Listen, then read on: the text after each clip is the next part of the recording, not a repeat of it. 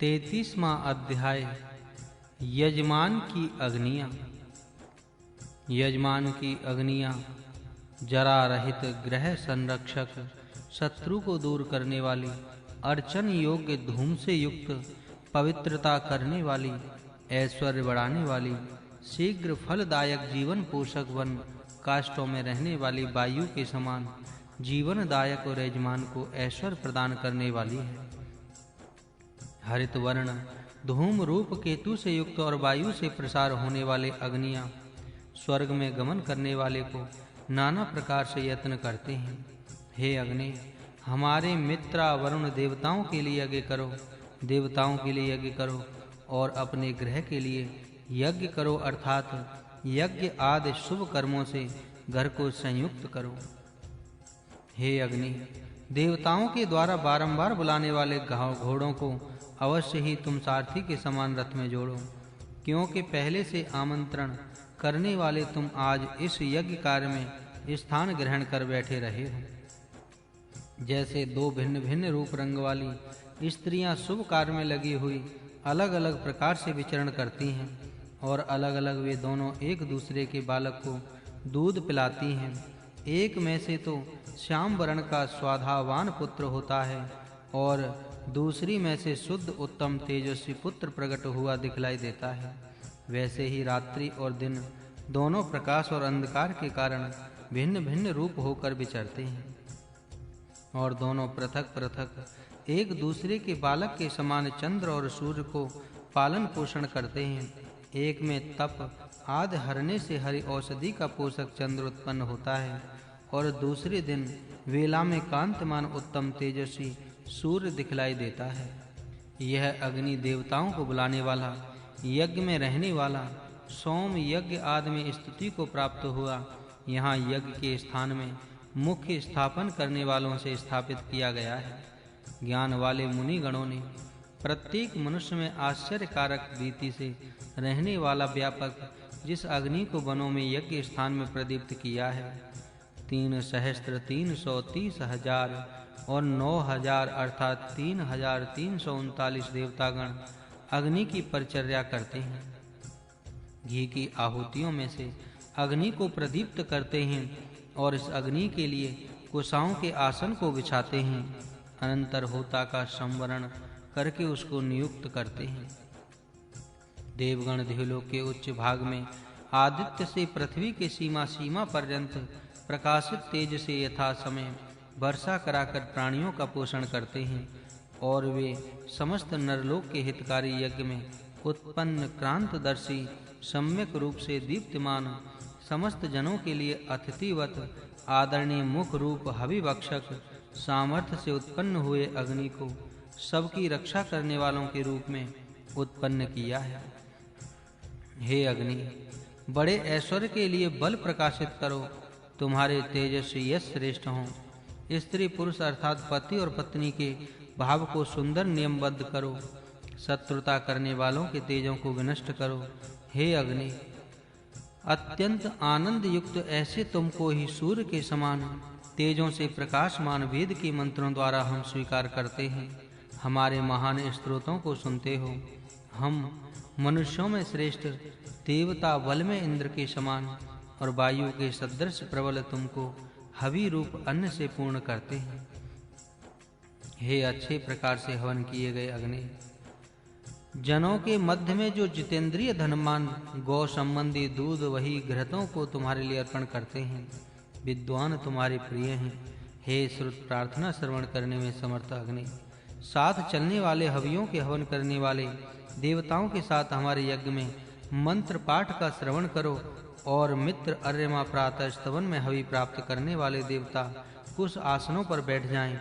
सर्वज्ञ सब यज्ञ योग्य देवताओं के बीच में दीनता रहित होकर रहने वाला, संपूर्ण मनुष्यों के मध्य में अतिथिवत पूजनीय अग्नि, देवताओं के कल्याण करने वाले अन्न का आवरण करता हुआ हमको सुखकारी हो। हे सूर्य, तुम तरणी विश्वदर्शतः ज्योतिष्कृता असि, विश्व को तारने वाली संसार के दर्शनीय तेज के कर्ता हो और दीप्तिमान संसार को प्रकाशित करते हो। सूर्य का वह देवपन है वह महान सामर्थ्य है कि जो फैले हुए इस विस्तृत संसार को बनाने का सामर्थ्य कहा जाता है, और वही सामर्थ्य बीच में है तथा वही सबका संहार कर सबको अपने में लीन कर लेता है। जब वही सबका संहार कर सबको अपने में लीन कर लेता है, तो वह केंद्र स्थान से अपनी तीव्र शक्ति के समस्त किरणों को एकत्र कर लेता है, और तभी रात्रि के समान ही प्रलय काल की रात्रि इस समस्त ब्रह्मांड के ऊपर आवरण डालती है। सूर्य ध्यौ उपस्थे मित्रस्य वरुणस्य च तथा रूपम कृणते।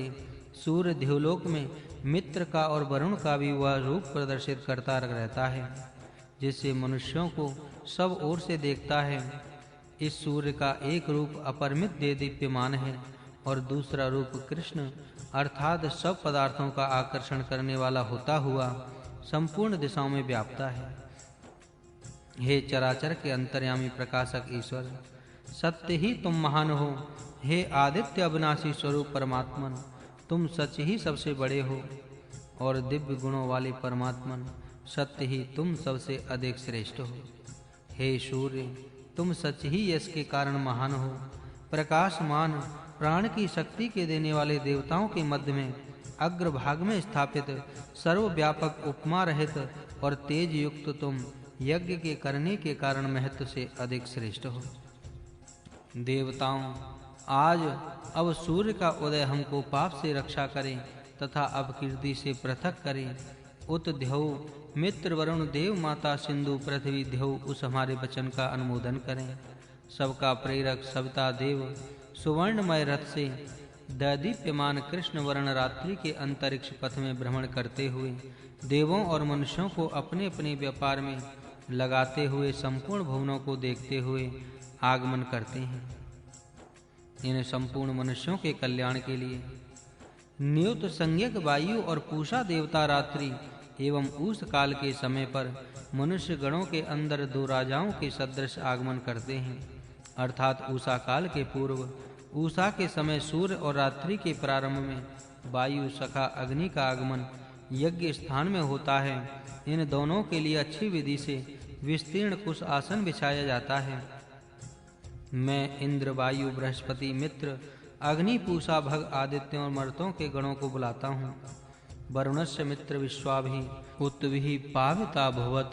हे दर्शनीय रुद्र के समान प्रगमनशील है सत्यवादी अश्विनी कुमार, यहाँ आगमन करो। यहाँ युवाओं के लिए हितकारी कुशासन बिछाए हैं, वे सोम के रस निकाले हुए हैं, उसका पान करो। इस समय तुम दोनों उस प्राचीन पुरुषों के समान अनुपम कांतिमान हो। जब समान रीति से सब विद्वानों को आनंदित करने वाली वेदवाणी अज्ञान के विनाशक उपाय का ज्ञान कराती हैं, तब उसके योग से पुरुष पूर्व से चले आए बृहद ज्ञान को प्राप्त करता है, और वह उत्तम ज्ञान कराने वाली सबसे प्रथम विद्यमान वेदवाणी अविनाशी सत्य तत्वों का उपदेश करती है। वही हमें आगे ले जाती है। देवताओं ने इस विश्व के हितकारी अग्नि से भिन्न दूसरे सब कार्यों में प्रथम जाने वाले दूत को नहीं जाना। फिर देवताओं ने इस मरण धर्म रहित विश्व के हितकारी वैश्वानर अग्नि को यजमान के क्षेत्र के विजय के लिए बढ़ाया। बड़े बल वाले विशेषकर शत्रुनाशक इंद्र और अग्नि को बुलाते हैं, वे हमको इस प्रकार भयानक संग्राम में सुख देने वाले हों। विद्वान पुरुषों, तुम लोग अपने को पवित्र करने वाले सौम्य स्वभाव के दिव्य जनों के लिए उपदेश करो। हे ऐश्वर्यवान इंद्र, अहि नाम के शत्रुओं का हनन करने और संबर छिन्न भिन्न करने व कार्य में तुमको बढ़ाते हैं। जो मेधावी जन निश्चय से तेरे साथ अनुमोदन करते हैं, ऐसे लोगों के मुख्य तेजस्वी इंद्र मरुत गणों के सहित तुम सोम रस का पान करो।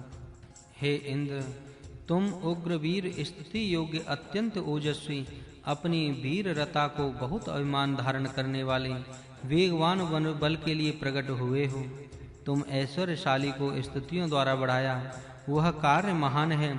बड़े बड़े रक्षण साधनों द्वारा महान हो ऐसे तुम हमारे पास शीघ्र आगमन करो, हमारे पास निवास स्थान को ग्रहण करो।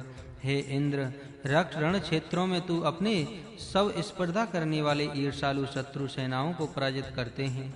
सब सुखों का उत्पादक दुष्टों का विनाशक होकर समस्त शत्रुओं का नाश करने वाले हैं।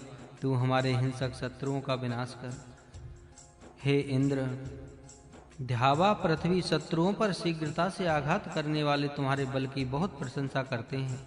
जिस प्रकार माता पिता शिशु को मान देते हैं, संपूर्ण शत्रु सेना तुम्हारे क्रोध के कारण शिथिल होती है। जिस समय तू वृत्र को मारकर गिराता है, यज्ञ देवताओं की मन की स्थिति उत्तम करने के लिए आते हो। इस कारण हे आदित्यों, तुम हमको अवश्य ही सुख देने वाले हो।